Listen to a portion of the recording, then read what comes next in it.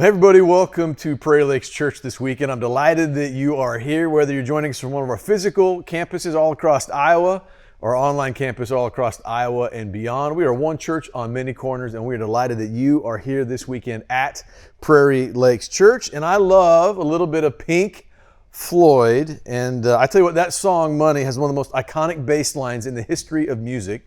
And years ago when my son Xavier started to learn how to play bass, it was that song, and then it was the Seinfeld riff.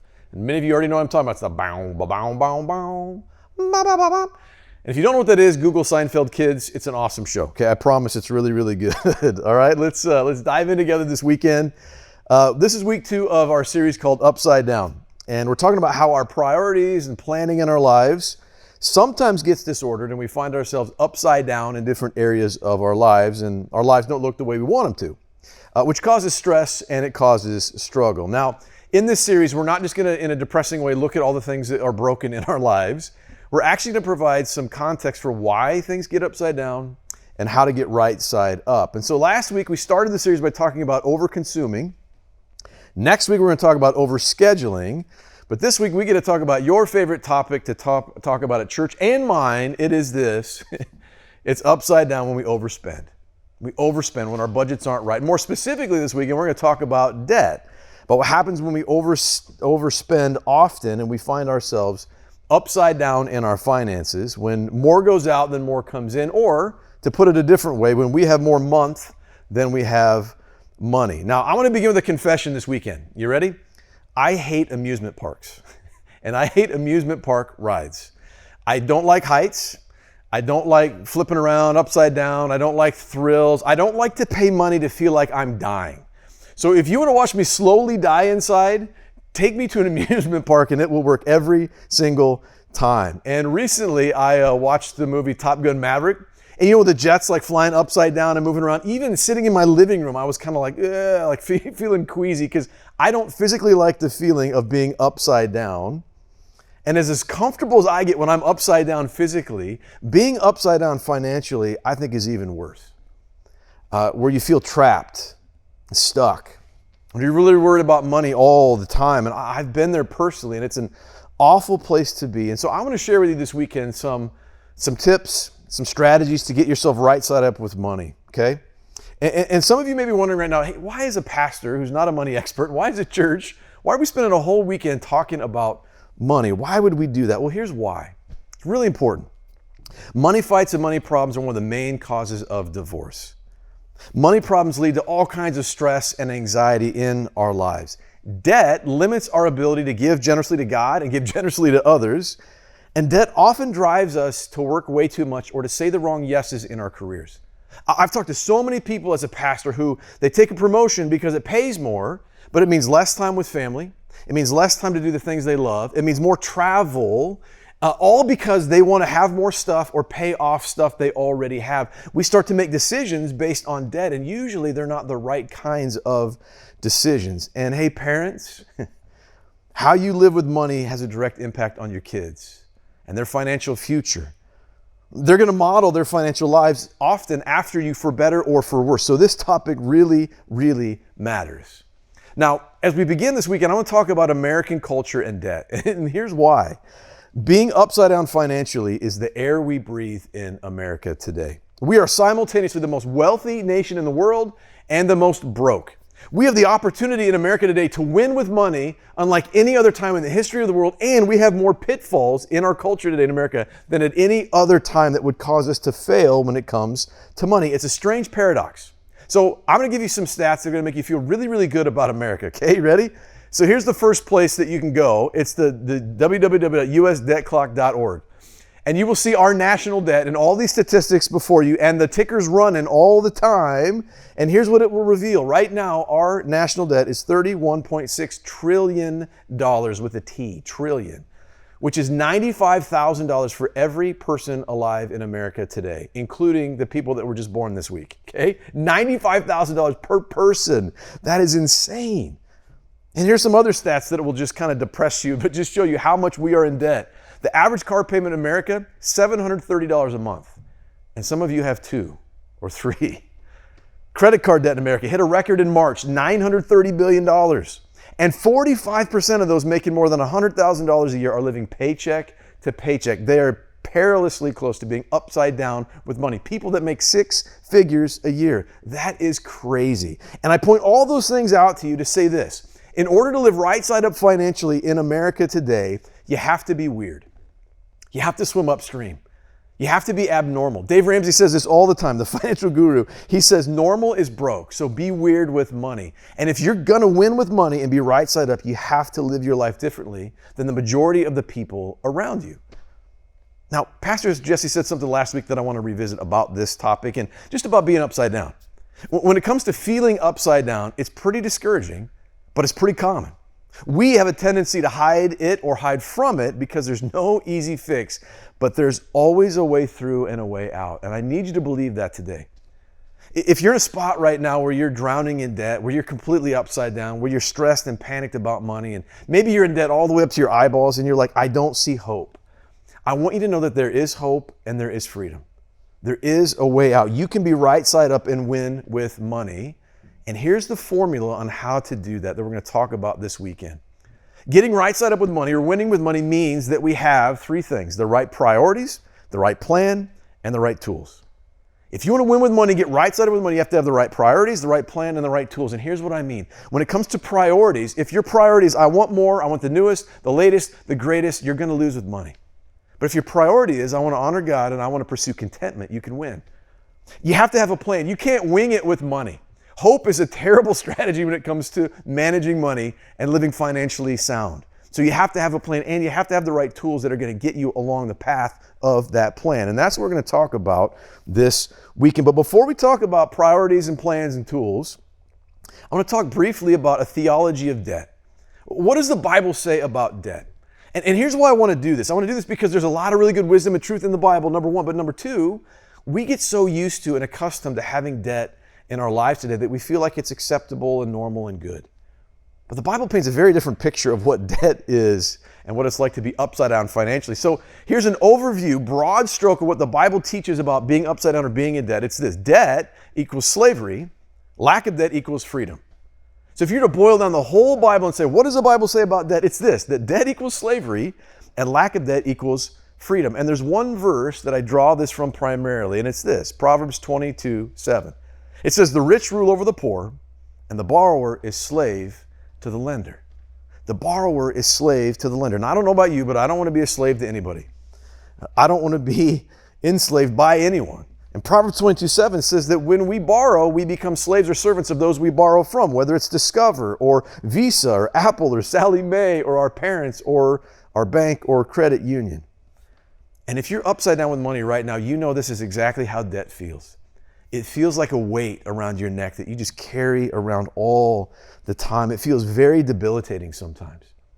And those of you that have paid off debt know the freedom of having options of where money goes. And you get to decide where it goes. And they don't get to tell you how much interest you're going to pay anymore. It's very, very freeing.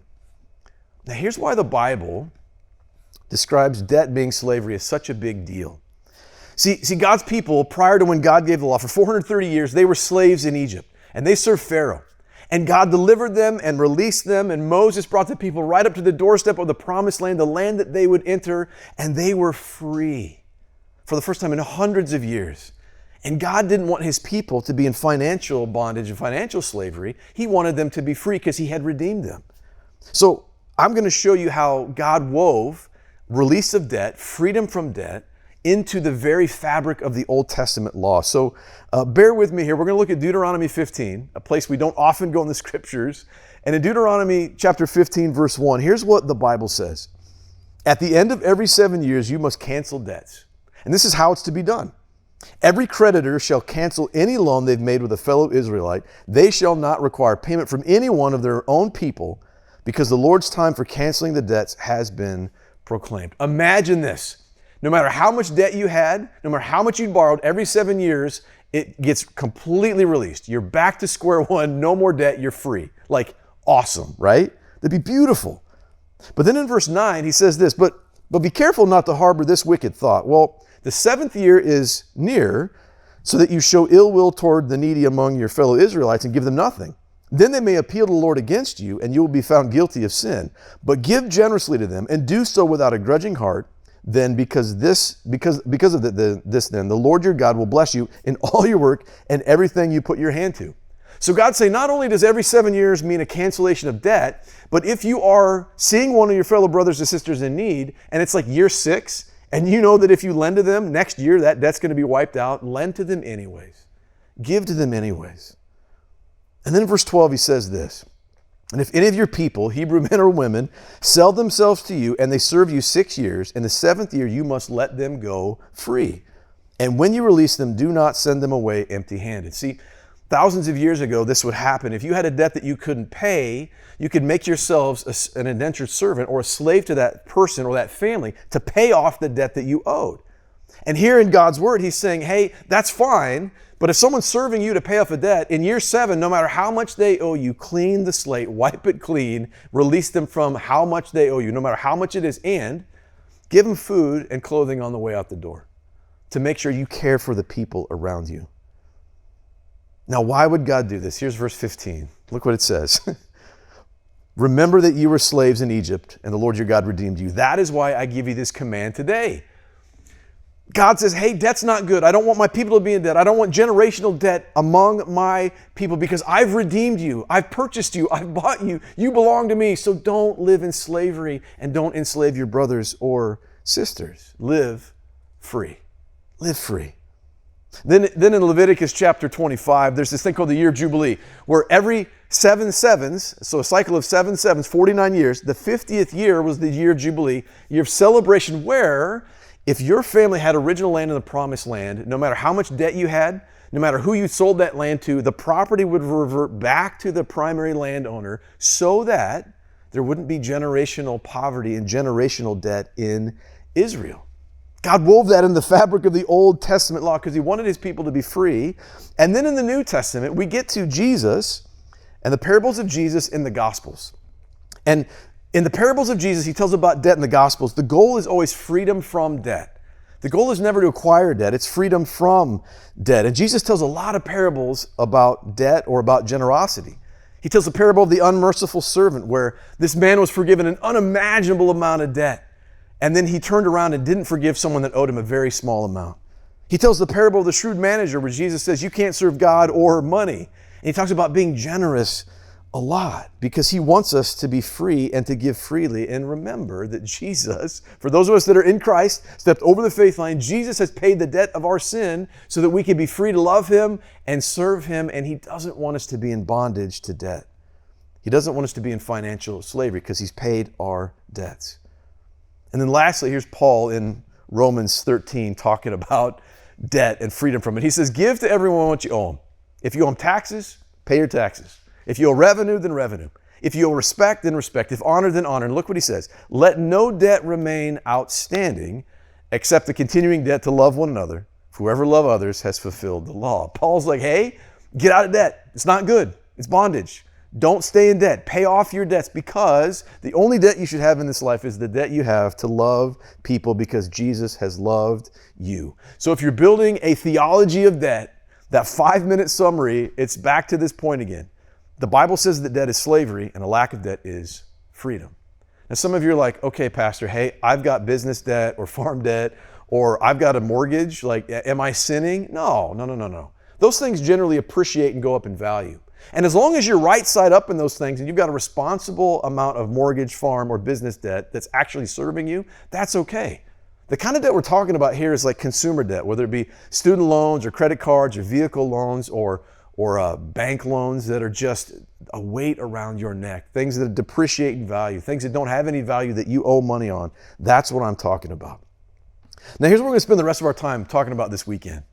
3 approaches to spending, 3 different plans of how people, and you may identify your own in this, how we approach finances and how we approach money. I'm going to give you 2 approaches, 2 plans that'll get you upside down with money, and 1 that will help you win with money and be right side up. Now, as I say all of that, here's a caveat. Listen, I know that for some of us, life has happened. For some of us, we have really good financial plans and we get sideswiped. Job loss, divorce, cancer, Like I know that for some of you listening right now, you're like, hey, life has kind of kicked me around financially. And I understand that those things happen, okay? So I'm not trying to add any guilt or shame or any kind of weight to you. If you're in one of those spots right now, know I've got compassion for you. God's got compassion for you. And even in the midst of that difficulty, you can find a way out. God can lead you out of that, okay? But right now I need you to know I'm primarily talking to the 95% of people who could be prosperous, who could be right side up if they simply had the right plan, the right priorities, and the right tools. And so here are the first two plans we're going to look at. The first one is this. It's what I call the 120 plan.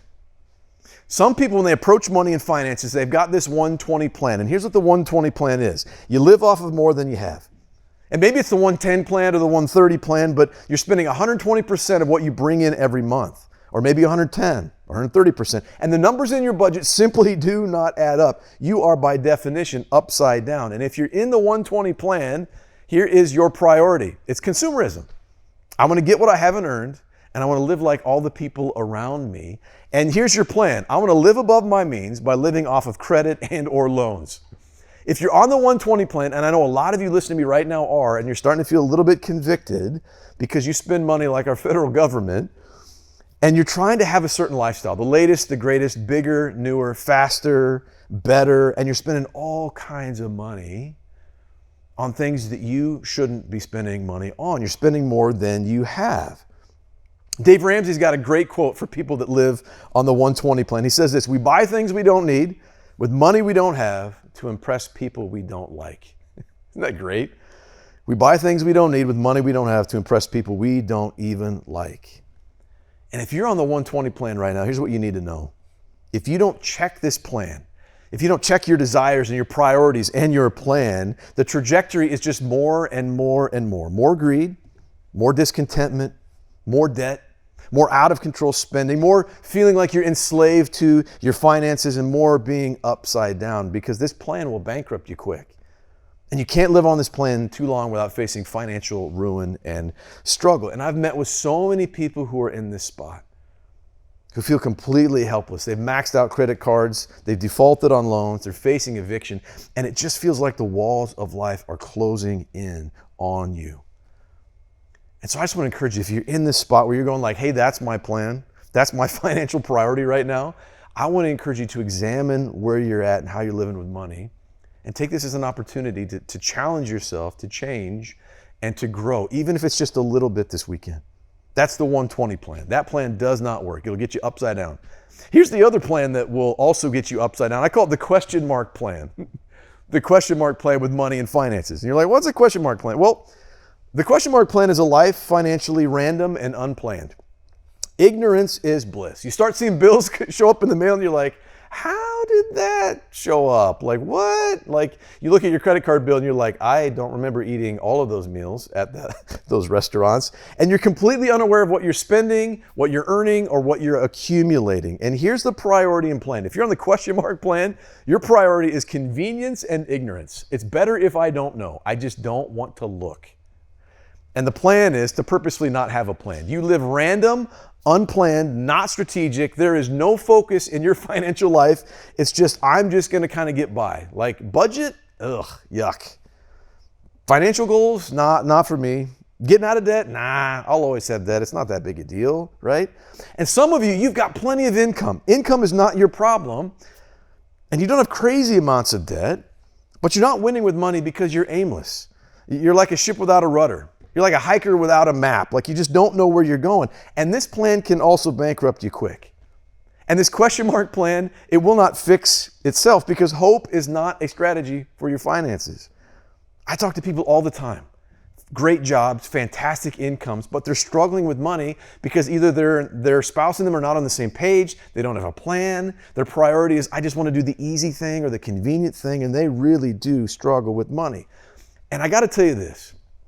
Perhaps the greatest problem with the question mark plan is that if you're living on this plan, you're missing out on opportunities to honor God with money and prosper with money. That the ability's there, the desire just isn't there yet, right? And sometimes we just simply aren't good stewards of God's money. We could have prosperity, but we don't. And listen, my wife Amy and I, when we were in our 20s, we lived this question mark plan. We weren't in crazy amounts of debt, like things weren't completely crazy and we didn't feel suffocated, but we weren't winning with money because we had no plan.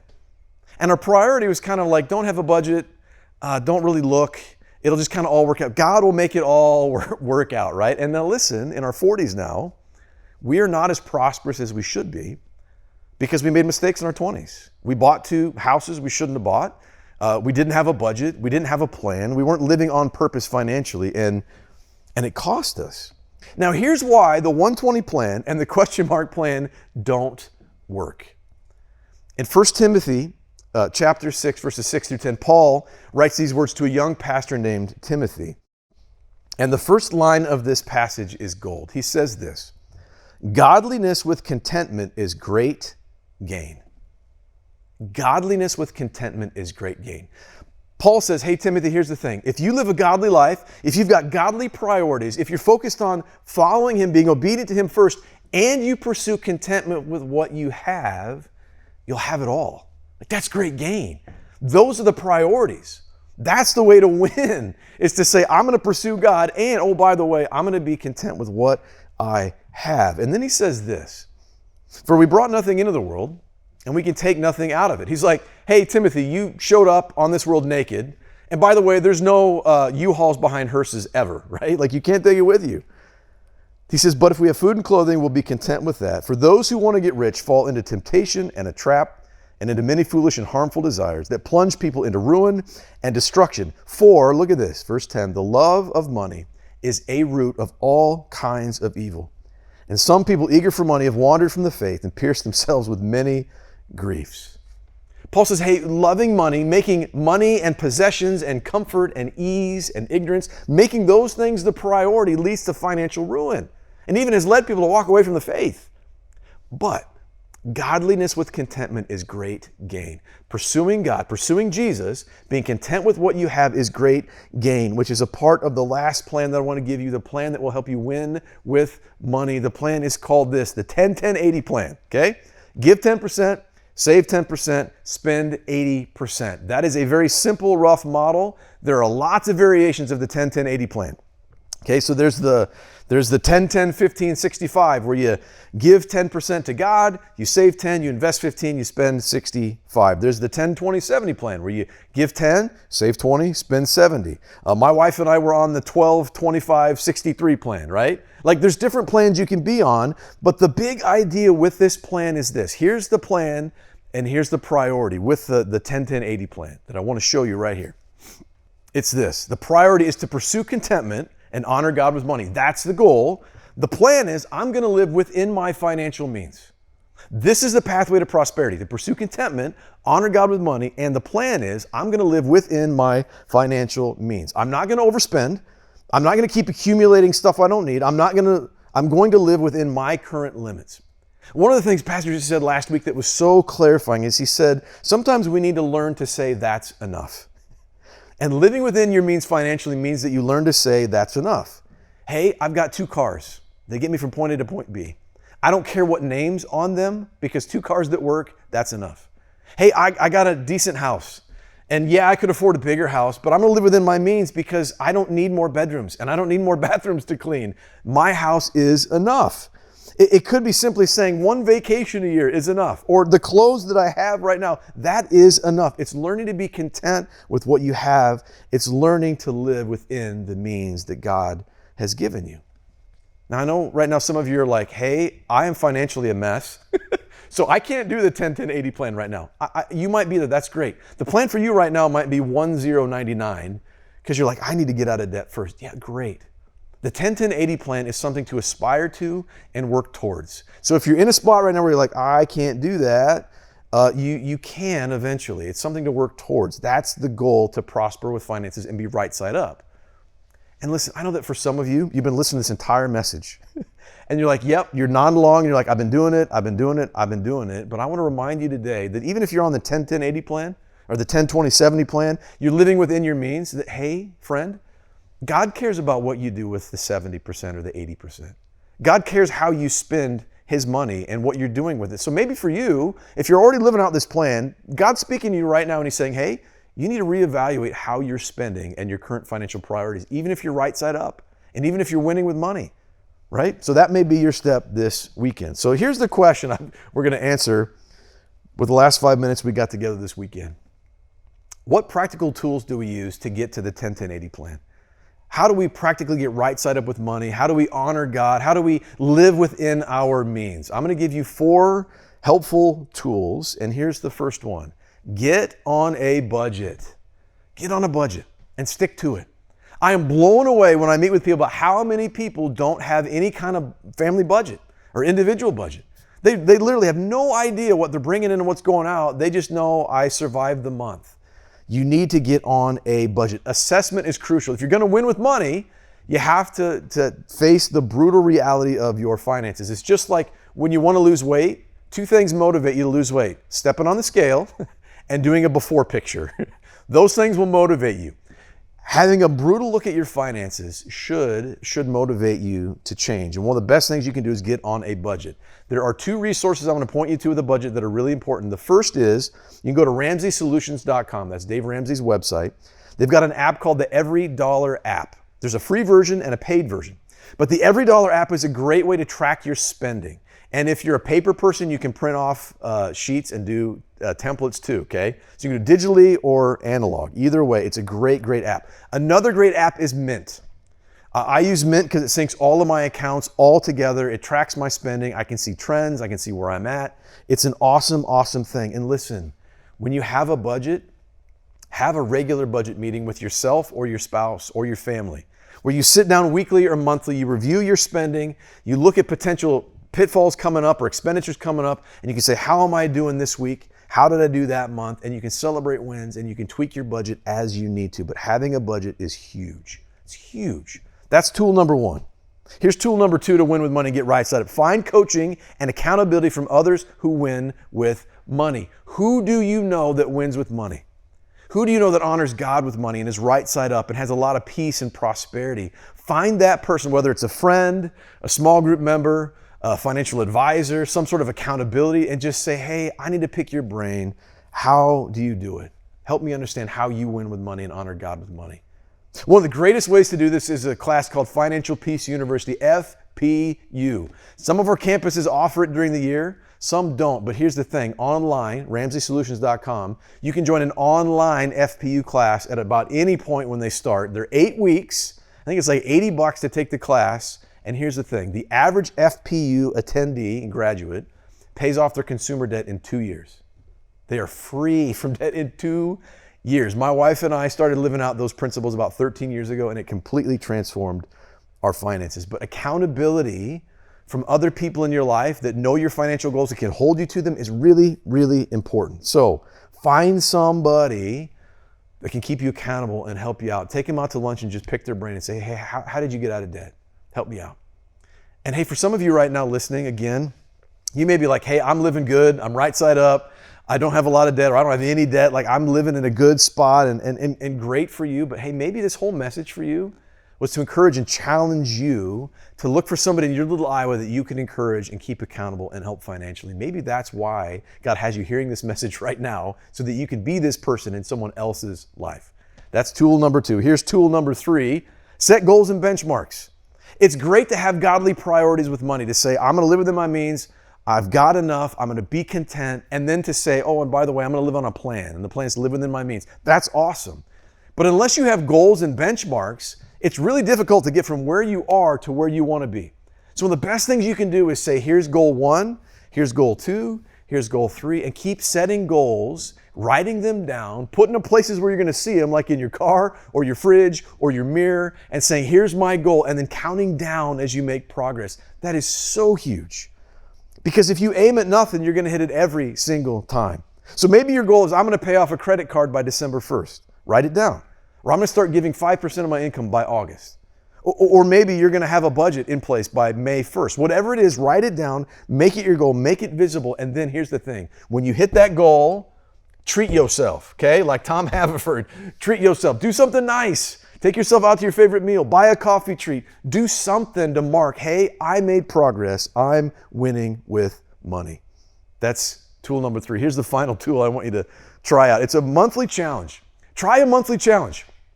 Some of you are like, man, my life is a financial mess. I can't get to the 10-10-80 anytime soon, but here's what you can do. You can take a month and you can try something new and challenging, like, hey, maybe in a month you're going to give generously to Prairie Lakes Church for the very first time. You're going to be bold and do it. Maybe you're going to say, I'm going to do no restaurant May, or I'm going to do no convenience store May, or no bar May, so that I don't walk into those places, because I know if I walk into Casey's 5 times a week, I'm going to spend $40 there, and I don't have to do that. You could do a no restaurant, no convenience store, no bar May. How about this? Try buying nothing new in the month of May. Say, other than food, I'm not going to buy new things. I'm going to take all the money that I would have spent and I'm going to pay down debt. There's so many different challenges that you can do, but I want to encourage you to do them, and maybe pick a friend or a spouse or a small group member and say, let's do this challenge financially together and see what God does. Those are the tools. Get on a budget, find coaching and accountability, set goals and benchmarks, try a monthly challenge. When you do this, you can honor God with money. You can get on a plan and stay on a plan, and you can live free. You don't have to be bound by financial stress and anxiety and worry anymore. Listen, I know how difficult this topic is. I've lived it. I know it can feel overwhelming, but I need you to know, friends, that there is hope. You can absolutely turn your financial life around and have freedom and not financial stress and slavery. You can be free. It just takes the right priority, the right plans, and the right tools. Hey, I want to encourage you, friends, to start today. Don't wait. Things just get worse if you delay. Take the courageous step to look at your financial life, especially if you're upside down today, and take a step in the right direction and find freedom through God's help. Hey, friends, let's close by praying and asking for God's help right now. Hey, God, you're a generous God, and you give freely to all of us. So, God, thanks for being generous to us. God, we know it's so easy to get off track and upside down with money. So God, would you help us to take necessary steps to align our financial priorities and our plans with you? Would you help us to release the guilt and the shame that many of us feel in this area to you? And God, would you give us the courage to start fresh? Even if it's just today, God, we're going to start fresh. Help us to ask for the help if we need it. And God, would you inspire those listening right now who are right side up, who are prospering? God, would you inspire them to share their wisdom and connect relationally with others that need help in this area? And God, would you help all of us to be financially healthy and generous people who live weirdly with money and honor you, God, because a watching world needs to see Christians living differently with money. So God, we love you. We lift all this up in the mighty name of Jesus. Amen.